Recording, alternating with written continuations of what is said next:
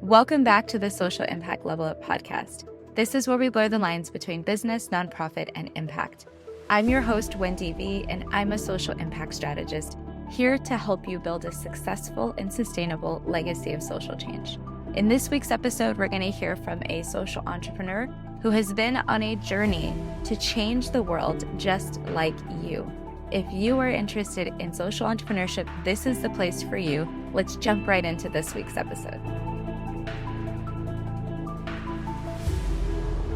Hey there, it's me, Wendy V, in the Social Impact Level Up podcast. We are here today with Bri Franklin of the Prosperity Project, and we're going to learn more about her as a social entrepreneur. If you listen to this podcast, you probably know that season 2 is all about telling the story of social entrepreneurship, making sure that we can highlight and amplify the voices of people of color in particular who are social entrepreneurs using their superpowers to change the world. And today we have someone that I am super excited to interview because she has such passion for what she's doing. We met at the FinCon convention, which is really about finance creation. And it's a really great place to come in community and meet other wonderful souls who are doing great work. So, of course, as I saw Bri leaving a session, I tapped her on the shoulder and was like, we need to be friends. And so we are becoming friends. And part of that is having Bri on this podcast to say more about herself and what she's doing. So I wanted to welcome you, Bri, to our collective, to the group of people who are literally in charge changing the world. And we wanted to, just hear a little bit more about you and what you are passionate about and what drives you. Of course. Well, thank you so much for the lovely intro and opportunity to be in this space with this wonderful crowd. And I remember you saying those words to me precisely, like, let's be friends, as you gave me your card on the way out and not knowing what was going to come of it because, like, I've had so many similar interactions happen and then people just like disappear off the face of the earth. So I was just really like excited by the fact that it wasn't one and done and we've been able to stay in conversation. And here we are, like a month or almost 2 months later. So yes, I am the co-founder, president, and CEO of the Prosperity Project, which is a nonprofit focused on two core social impact issues. The first being resolving the student debt crisis, but also where that meets leveling the financial playing field for Black women and closing their racial wealth gap. So this work, came from as organic and natural of a place as it ever could. And I say that all the time because it's just that true. I graduated like millions of other young people, very hopeful with a liberal arts degree that cost me through, several loans, 100K principal. However, when I went into repayment about 2 years after that, that number crept up to 116 and just having absolutely no idea what I got myself into, how the interest worked, how it was being calculated, the nuances between the private versus federal debt. Like it's been such a steep learning curve. So I was just sharing this on a call previously. Like it felt like a lot of smoke and mirrors. And I noticed that a lot of people were very critical of me when I just vented my frustrations about it. They're like, well, you should have majored in something that was going to pay you better than English. And you shouldn't have gone to this fancy, expensive school. But, on the front end, it was like, no, go get an Ivy League degree and, like major in English, that's your focus, blah, blah, blah. So there are just a lot of just straight up wrongs that I was noticing that it didn't seem like enough people were aware of or talking about. So that was like really the rooted spirit of prosperity. And then the opportunity to actually do something about that came when we found ourselves 3 months into COVID and also seeing Black Lives Matter take off like never before. And it was really a back against the wall, all or nothing moment. And it just made sense to move in this direction and, use that as my form of protest. And almost 2.5 years later, just kept building and haven't looked back since. That's awesome. It's a great story. And I didn't realize that it started not super long ago, but you've been able to accomplish so much that I'm super proud of you. I'm like, gosh, because it's a nonprofit organization, right? Mhm. And so you're a designated nonprofit. That means you've gotten your nonprofit designation, you have a board of advisors, you have like wonderful marketing materials, you've raised money, you have cohorts of people who've gone through your program successfully, and you're getting feedback on your programming and scaling it. And you've done that all since 2020. Am I right? You are correct, and it has not been an easy climb. Like, there were so many days where I woke up, tears down the face, like, "Why did I ever think this was a good idea?" But yeah, that persistence and having you said it, the key word, the people, like the team that we've built and our advisory ship has gotten so much stronger than when we first started, and I really credit them for helping, guide me on steering the ship and making better, more informed decisions and being able to pull off all these miracles. Yeah, no, it's great. And you're so gracious about it too, because as a founder, you're just so humble about all the things that you've been able to accomplish so that it's so much more. So it's so exciting to see how big and bold your vision is and that you're taking each of those action steps, which we talk about all the time. How do you continue as a founder to take the inspired action every day that accumulates into something really big and really good that you often can't see at the beginning of your vision? So when you were thinking about your vision and thinking about doing this, like, how did you decide to just step out and do it? Because some people don't have the guts to do that. It's so funny. So this really wasn't my first foray into entrepreneurship. Before this, I took a swing at it with a for-profit called the English Major Takes Tech. And that was my way of making the most of that situation because as I alluded to, like so many people gave me grief for studying English and they called it, all kinds of things, impractical, a waste of time, waste of money. But I'm like, that's my skill set though. Like I'm great at writing, I'm great at communication and I tried, more quote unquote practical classes, and the grades were definitely reflective of the fact that was not my strength and where I'm meant to make impact in this world. So, even though that was short lived and, ultimately ended up fizzling out as more of like a creative hobby, going through those ropes, like filing the LLC and bringing all the different things together, creating a bank account for the business and the marketing and putting myself out there on LinkedIn, that all proved really helpful. So that when June 2020 rolled around, it was just like I had that experience to defer back to but also, the situation I found myself in that moment, it was like,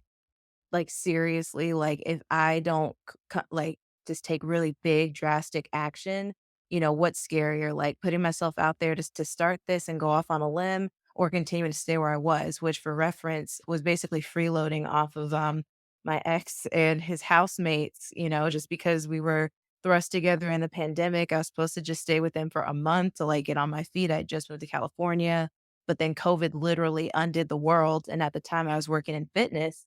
So that was the first industry to go, and it was just like I remember sitting down on that outside balcony table and just writing in my journal, like, "I am too talented and too smart and too creative and driven to not have anything going for me right now, like, to be in this boat, and also, I really wanna make this change." Like, seeing the protests, I felt guilty that I wasn't in those crowds with a megaphone, but I was like, that's probably not the best way for me to affect change, like, from what I'm capable of. Like, there are, the like trailblazers in that crowd who are out on the front lines and like they are making major waves. But I'm like, I think for me, it's going to need to be more in my wheelhouse of where my strengths are. So it really was just like I couldn't see myself doing anything else in that moment. And funnily enough, I was at the time trying to apply to work for an influencer who put out a call to like diversify her team.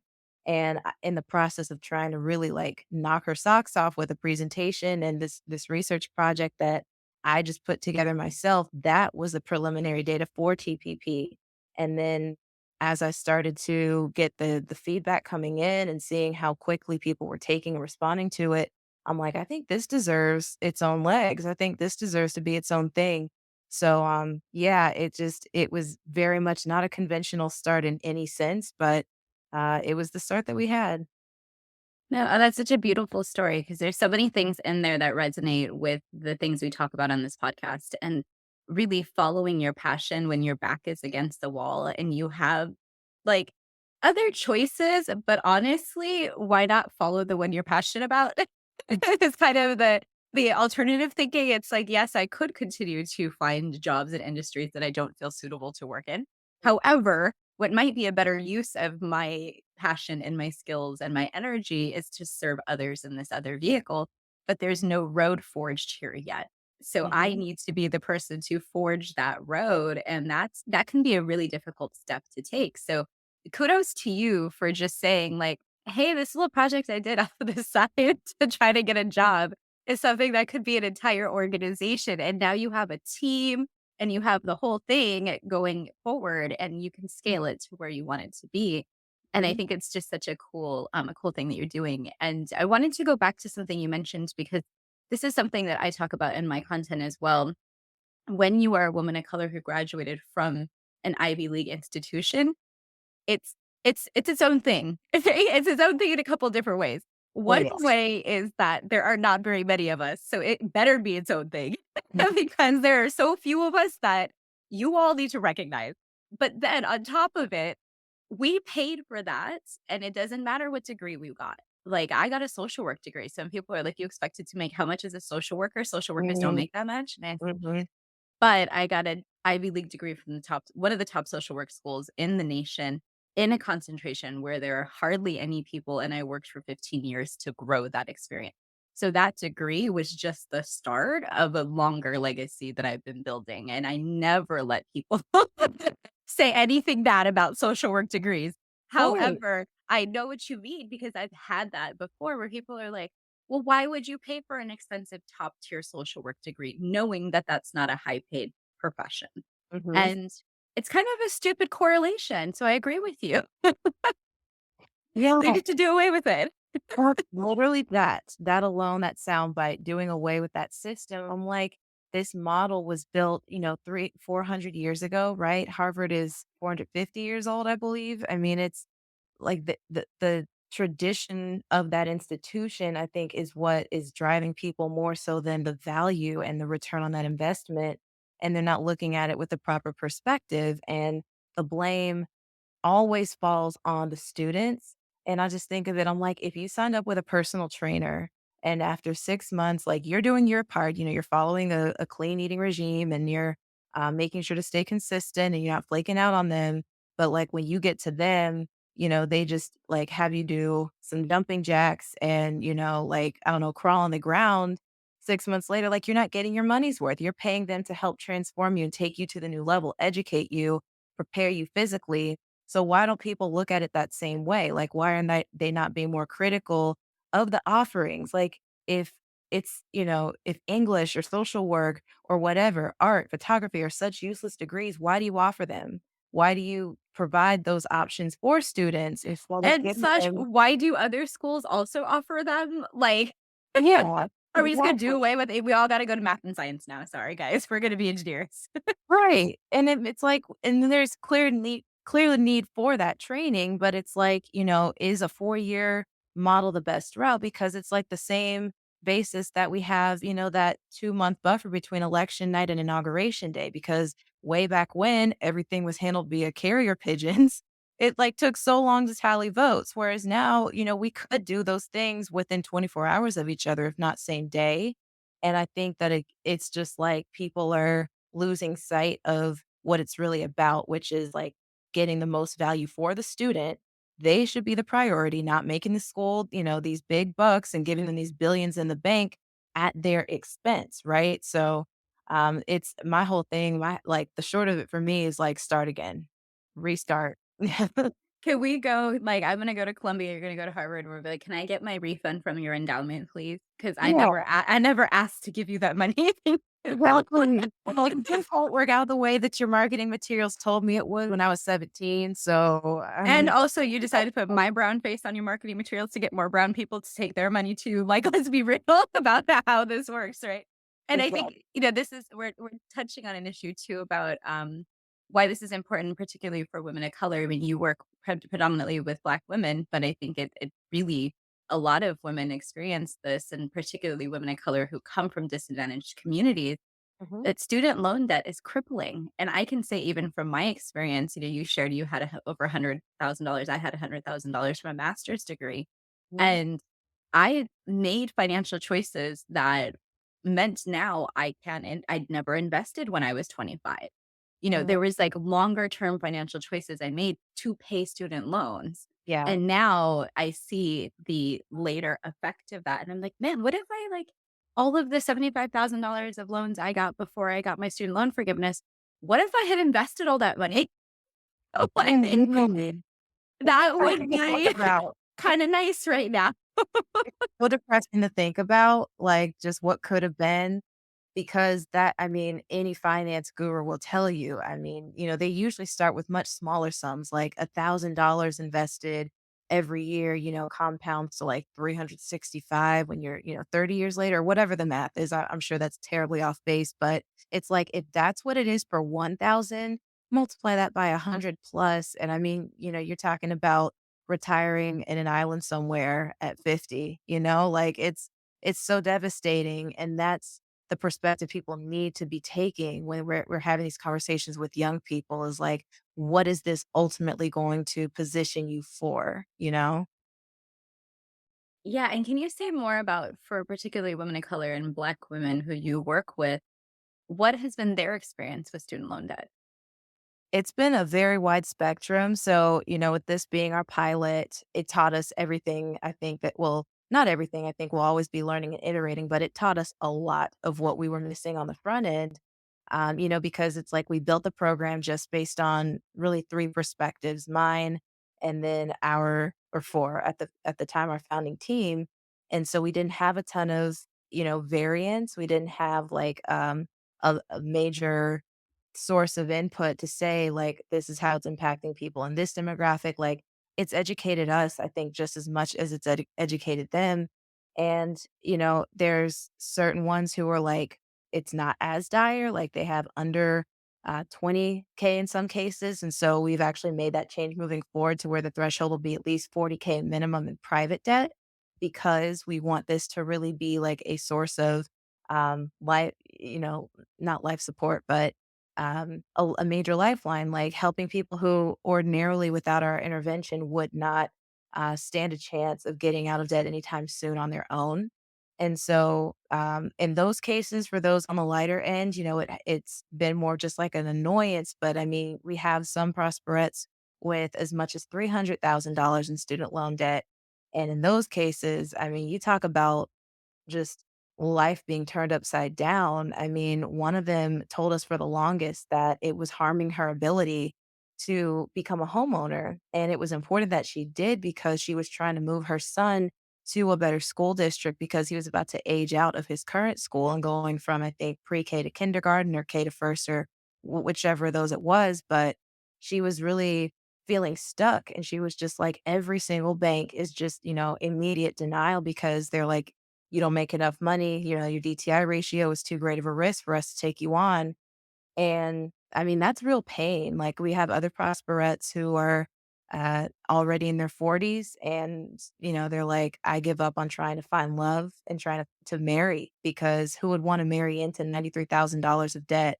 Who would want to have kids with someone who has $1,000 in student loan monthly payments when the average for raising a child, I believe, is 2,500 a month? So yeah, it's been very disheartening in so many cases, and it's like we just wish we could do more. Like the initial aim actually was to help them pay it all the way off, but just and not having, as I mentioned, like a ton of great advice in our corner at the beginning, we weren't completely real with ourselves about the prospects for doing that and didn't have the appreciation for what kind of major resources and then also operational sustainability is needed to help people to that extent. Like, because my inspirations were the Gates Millennium Foundation, Robert F. Smith, celebrities like Nicki Minaj who have helped, wipe out their fans and followers, student debts in just an afternoon on Twitter. And it was like, well, our hearts are in the right place, but we just don't have millions of dollars. Like that's just what it is. And Yeah, yeah, yeah. Your sustainability road is gonna be a little different from like a yeah, major backed organization where the founders have multi-millions of dollars in their pocket. Um, exactly. so I love that you recognize that because that's a growth that's having a growth mindset. Instead of saying that this is going to deter me from moving forward and just stopping, just saying, okay, I know that this is a learning process and I just learned some important lessons and let me take those and apply them. And having that growth mindset will help you keep going, to where you're going to go. So where you may not be now at a multi-million dollar budget, there will be a day when you are growing the organization to a multi-million dollar budget, and that money will come from other people supporting you, and maybe not necessarily your own, like, Bri Franklin fund, where you have millions in your pocket that you're just pulling out for people's student debt. But and it is important to recognize that, women do have this issue with student loan debt that it's never talked about. I don't think I've ever heard anyone else besides you articulate it, but I had the very same issue of being single and having people say, "How are you planning to pay all of the student loan debt?" Or saying, "You have so much debt." I wouldn't even know what to, like, I wouldn't wanna take that on in a marriage situation. Right. And I laugh now because 'cause I'm like, "Well, joke's on you. I got my loans forgiven, and I didn't pay all of it, and you paid none of it, and you ain't here." Right. So Right. yeah, and I think we are both better off for you not being here. But, Exactly. that is the mentality you almost have to have is like, "I'm just gonna keep it moving, and I'm gonna keep moving in my direction," because if you let that stop you from loving yourself, that negativity, that statement right there from a man can make you question your decisions. And I Mm, think it's important for a lot of women to understand that you need to just keep it moving and you need to not be with a partner who ever says anything like that to you. Because even if you have to sort it out and you have to communicate about it and you have to set up a prenup or whatever you do, you mhm. never want to be with a partner who's willing to hold debt over you. Like, that Right. is a no. A No. flat out no. Yeah. And respecting like that's if that's where they are, that, sometimes there's just no changing people's minds on that. Yeah, because I think it can be so divisive and, people just are like squeamish and they lose sight of like the fact that, well, a person's earning potential is technically limitless. Like, even if they are in a less lucrative industry, I mean, it's really about how you play your cards with that debt. So it's like, I definitely would not, like, discount someone as marriage material if they had that, like, depending on how they're acting. Like, if they, are trying to marry, like, say, I was, like, incredibly wealthy and they were just looking at me as a handout, then it's like, okay, there's some, like, obvious intentions there, but I'm with you. I feel like, people should, and it's possible. Like, I've heard of couples who get married and they both bring a ton of debt to the table and they work super hard and they pay it off and they turn the bus around. And I feel like that's totally possible. And it's just all about like your outlook on the situation. You meet those people at FinCon every single year where they're like, "We had this monumental amount of debt and, like, Yeah. we worked together," and I mean, I'm always amazed by those people because 'cause I'm like, "Y'all have some strong communication skills." Well, and And conflict resolution. and yeah, and, like, you guys have a whole lot of skills that hopefully keeps you married for a really long time because that is some power right there to pay off, like, 30,000 plus dollars in debt as a couple, and be organized about it together on the same page. Like, that takes a lot. So the other part that we were talking about was student loans and, how much people have left. And this is important because, like I was mentioning in my story, I had my student loans forgiven recently, and that made, all the difference in my mood, but Mhm, also in my ability to continue to follow my passion and have my mhm, own business and to not feel like I have to take a job in order to pay for the student loans that I didn't even want to be paying anymore anyway. Like, so I'm very fortunate to have my loans forgiven. But what's been going on for you as an organization supporting people through student loan repayment and then having this loan forgiveness thing come and it's like sometimes you think it's going to be helpful, then it like retrogrades and then the information changes. Like, what mhm. is going on? Yeah. So that's the thing I was alluding to earlier. I was like, I got tons to say about that. It's been a thorn in our side because just because of how we've run the pilot. So once we enact the future models where we're really focusing on private debt, it would be a non-issue because there's no legislation in the world that could do anything about the Sally Mays and the Mahellas of the world. It's it's been really hard because I don't wanna be I'm never, like, a pessimist or cynical, like, I pride myself on being that ray of spark and silver lining and like, oh, there's always, reason to have hope and to look at the glass half full. But when it comes to this, it really is just like signing that waiver or like applying on the website. It's really just like putting your wish in a wishing well. And that way you've gone on record to put your wish that your debt will be cleared up to 20K. But just, I'm reading updates every single day that show that things are getting walked back and that they're making these silent changes that are excluding certain folks. And then also it's getting held up in court, just in deliberations that are going on. And my thing is just like, do not hold your breath. Like, don't sit and plan your finances by it. Like, my firm conviction is just like, pay it the heck off. I mean, like, obviously, if you have federal and they work with you and it's, at 0 or income based and they, are cutting you a break, focus on other things, fine, invest. But I mean, when it comes to private debt in particular, I'm like, our whole thing is we're working with women to build that muscle so that they don't have to rely on these sweeping gestures that may or may not happen. And it's like they can directly have control over that.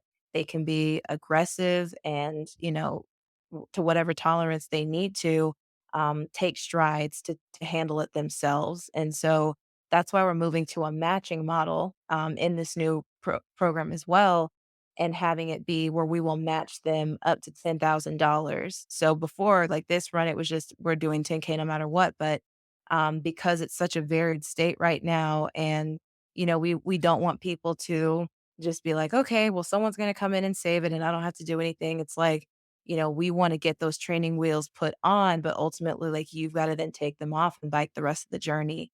And so it's confusing. And we've gotten, some really frustrated, justifiably responses from our prosperettes who are like, what is up with y'all making all of these changes, like to the retroactive scholarship model? Because basically it's been like that ludicrous song, when I move, you move. Like when Biden and them move, we move. Like we're trying to keep up and not, put money towards federal student debt if it's gonna be taken care of, but then it's like, that's the big question mark. Will it ever be taken care of?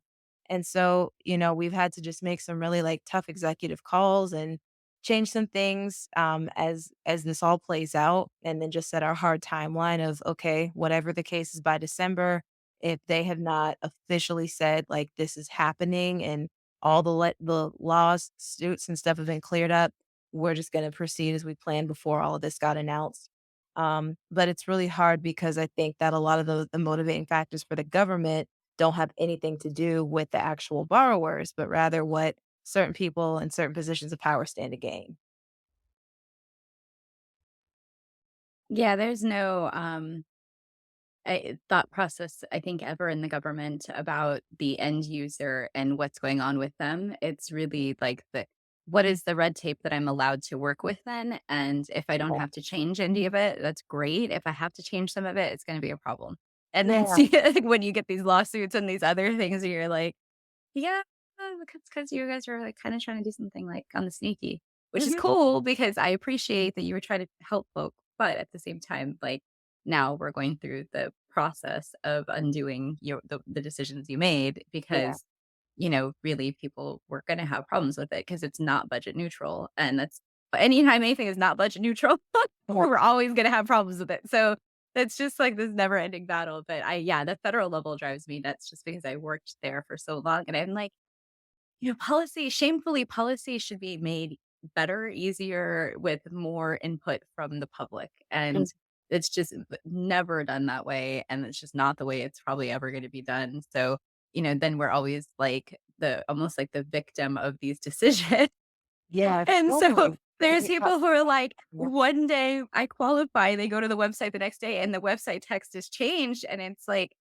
hold on, like, you weren't even really announcing that you were changing this, you just changed some text on a website, and I wouldn't have known if I hadn't been savvy enough to come and use my resources to find this information out, but Yeah. not everybody's doing that, so there are Yeah. still gonna be a lot of people that fall through the cracks. And if it wasn't for Good Samaritans who make it their business to blow those updates up, like I'm on the Student Debt Crisis Center's email list. So they're often how I get my breaking news on that. And then student loan planner, they're also very communicative about just let's get right to it. Here's what's happening. They have some, plugs on the inside of these conversations that are able to help them, break this news. And I'm grateful because, just going back to how we update our prosperettes and respond in kind for the program, it's like if we didn't have these red alerts, signaling it, like we'd have continued on unknowledgeably and then it would have blown up even worse. So I think we can both agree that this is not ideal. It's messy and it's like well intentioned in some ways, but I think it it it just unfortunately was not all the way thought through as well as it could have been.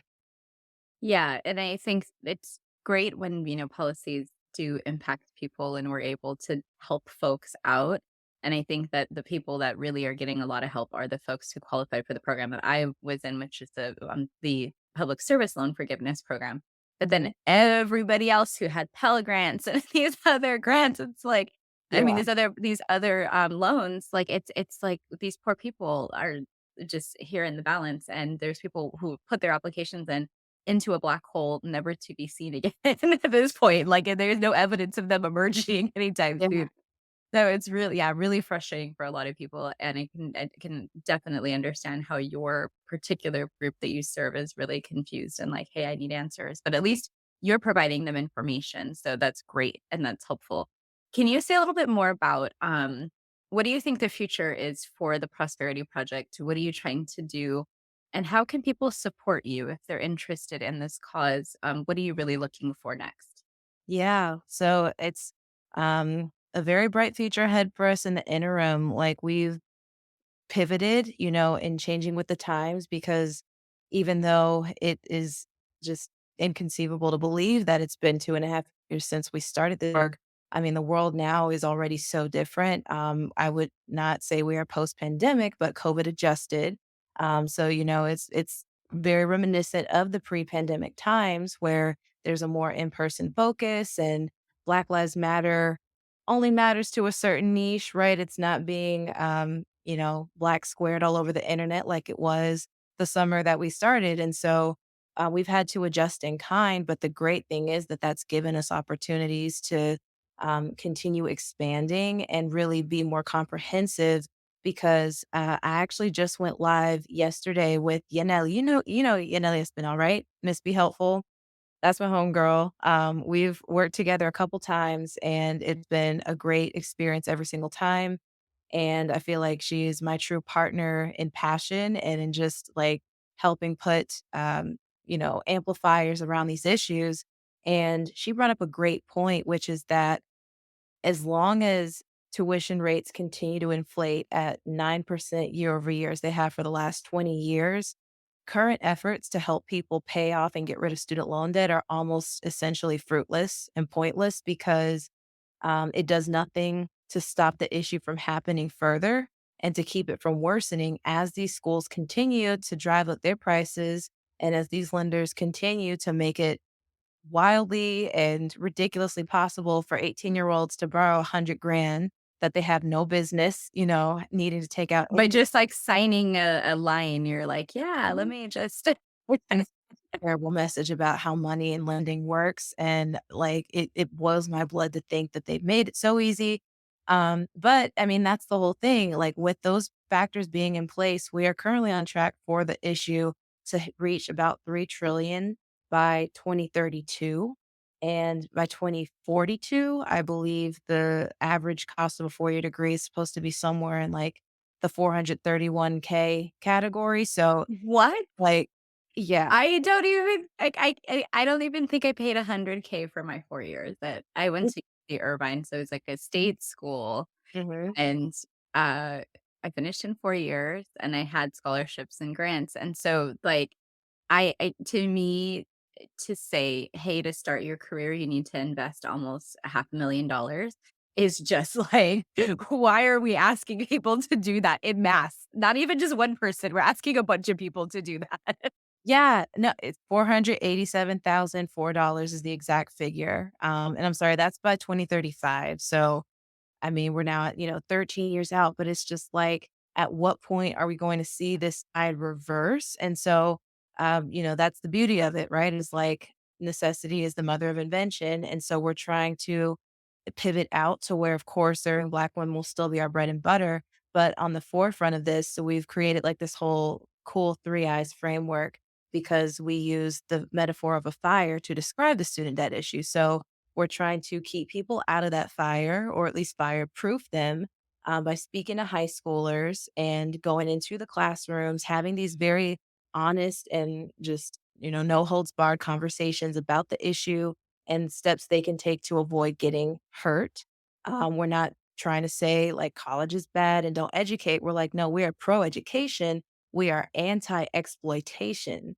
The two do not have to be intrinsically connected.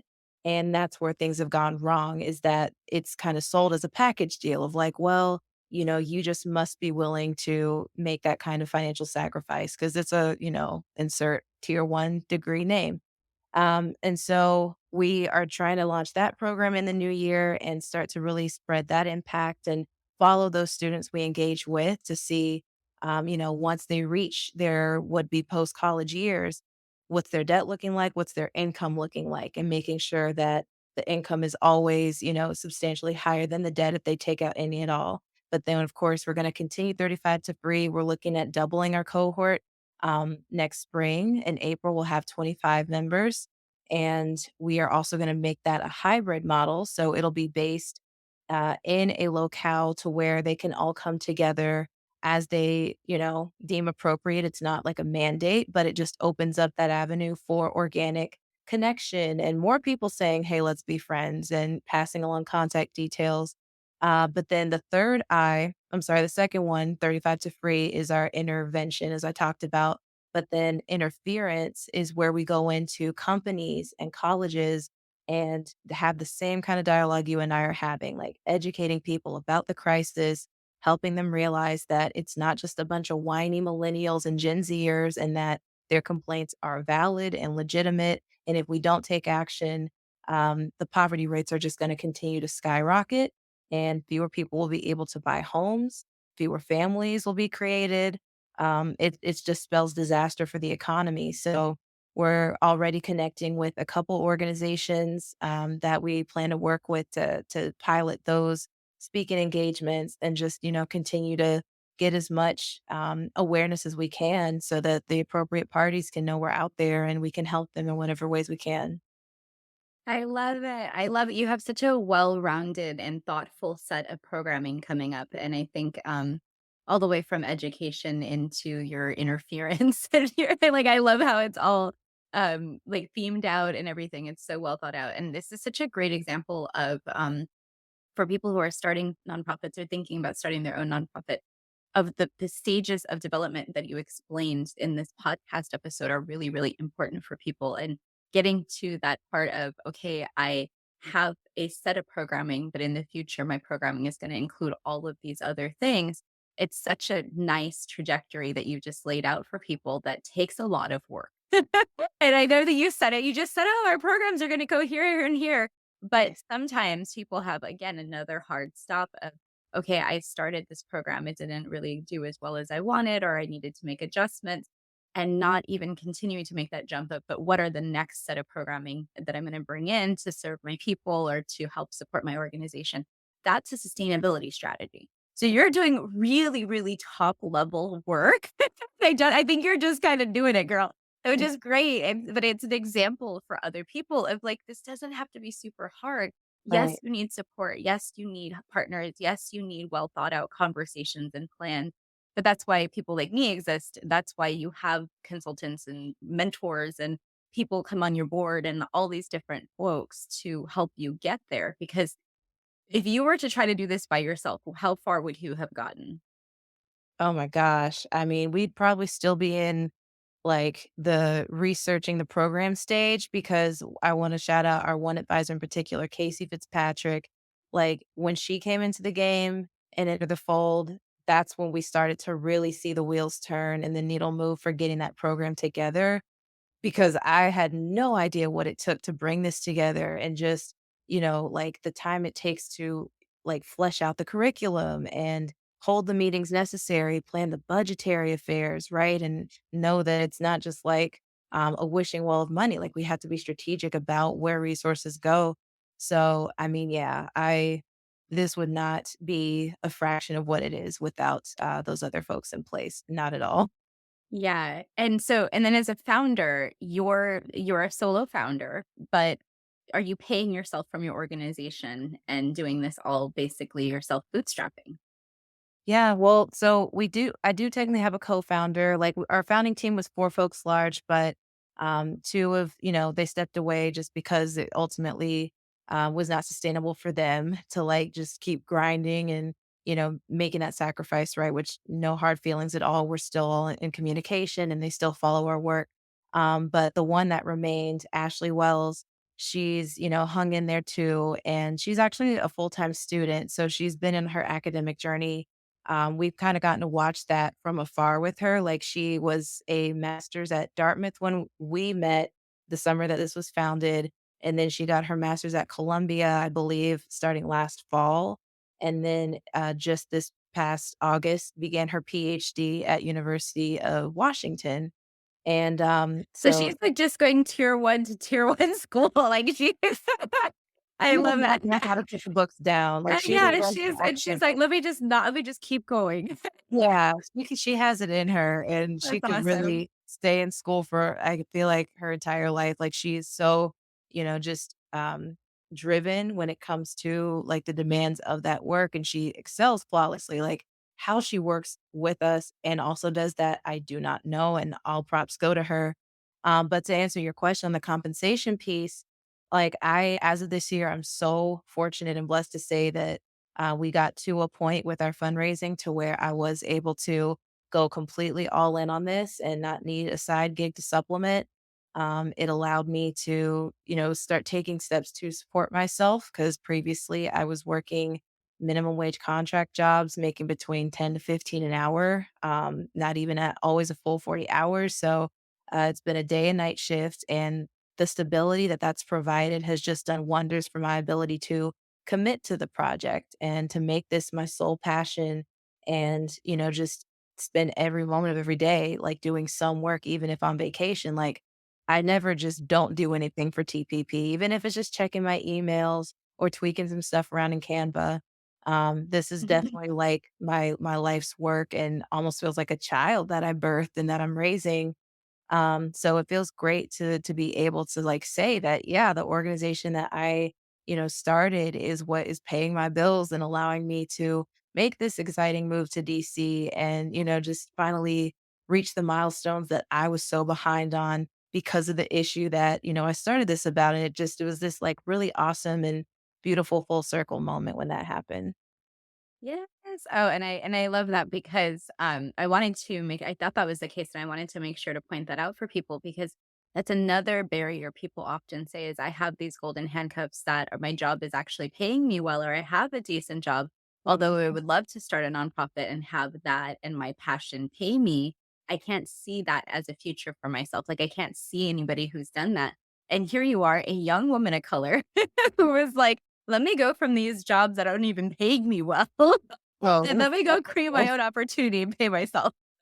you nailed it. That was the literal motto was like, I listened to a podcast where it was talking about opportunities and it was like, or, if you don't find someone or find one with someone else, you can create your own opportunity and create them for other people. And I mean, certainly easier said than done, but if you stick with it and it's not just hard work, it's hard work as part of a dedicated and intentional plan.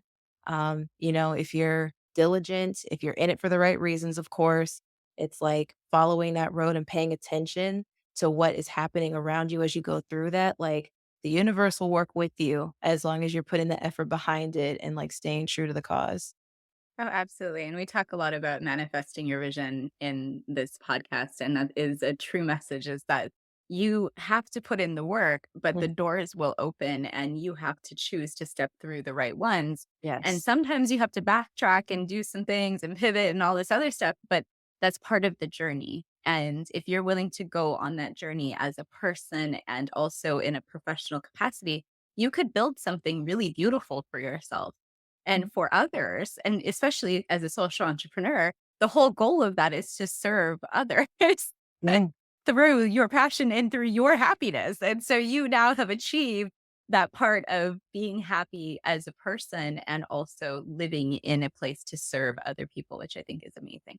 Yes, Um, best of both couldn't have worlds. planted this better more in this messaging because people who listen to the podcast know that this is something that we talk about all the time is the struggle that folks go through to step out on their own and to be able to say, no, I am confident that I'm going to be successful. So I just wanted Mhm. to speak into you about that, that it's been so beautiful talking to you. I know I've already kept you at our allotted time, but I wanted to make sure to just say, if folks want to support your organization, what should they do? How do they go and give you money for this purpose, or how do they support you in some way so that you can continue growing?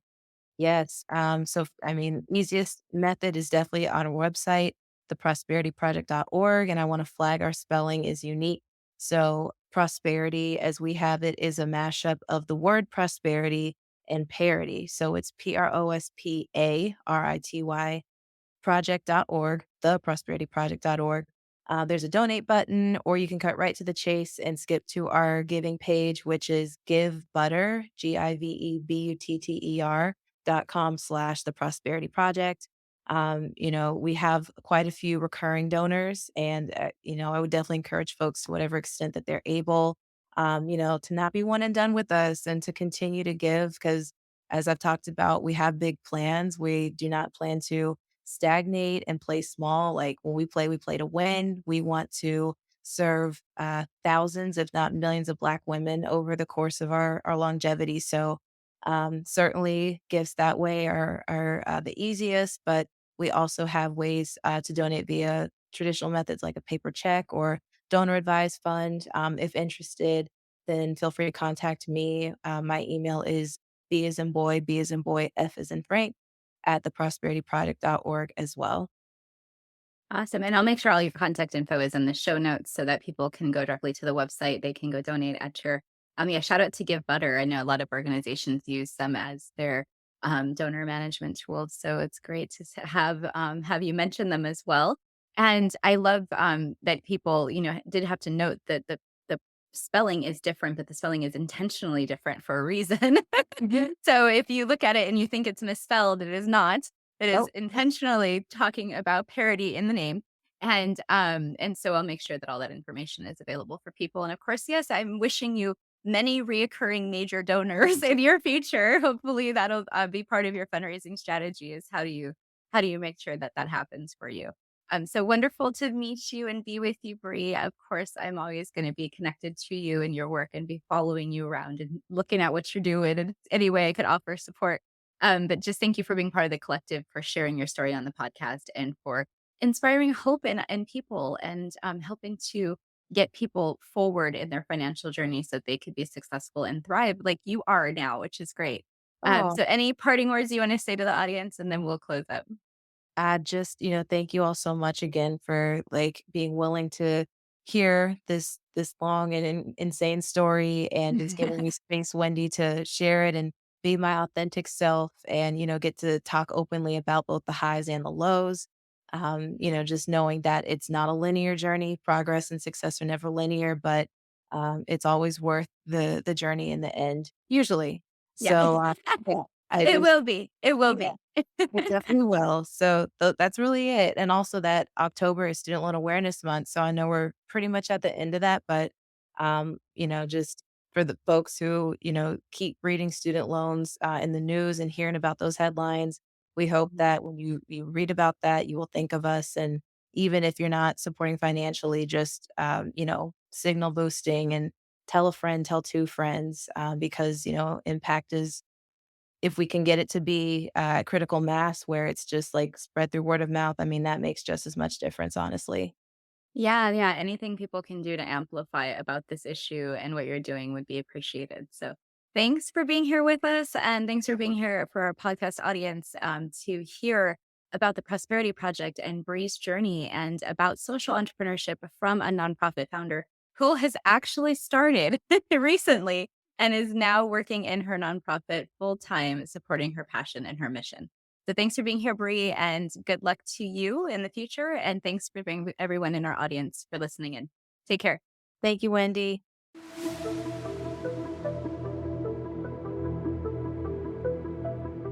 Thank you for joining us for another episode of the Social Impact Level Up podcast. It's been awesome to interview today's guest, and I hope that you leave inspired to take action. If you're looking for any of the information we spoke about, it's probably down in the show notes. Make sure that you're checking them out and you're clicking on any of the links that seem exciting to you. If you are looking for a coach or a consultant to help you with your social impact or your sustainability, reach out to me via my website, hop on my email list, or jump into one of my programs. All of the links are below. So excited to have you as part of the collective. Make sure that you come back and join us for another episode next week.